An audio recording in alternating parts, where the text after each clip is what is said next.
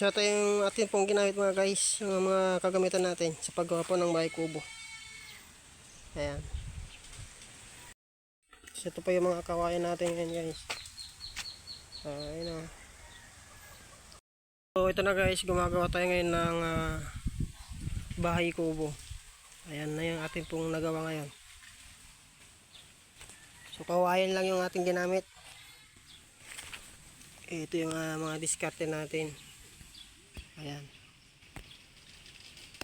Matibay po yan guys.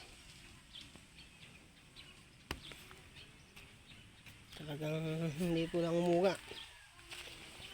Ayan. Tibay yung ating upuan. So ang ginamit natin dito guys ay yung tabla. Ayan.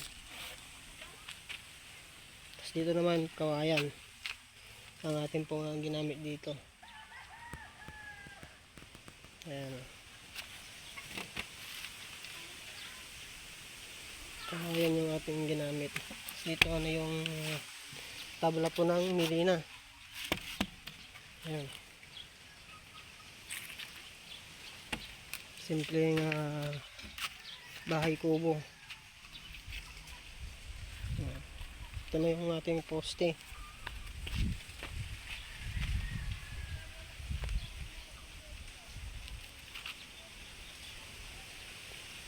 So napakaganda po yung ating bahay kubo.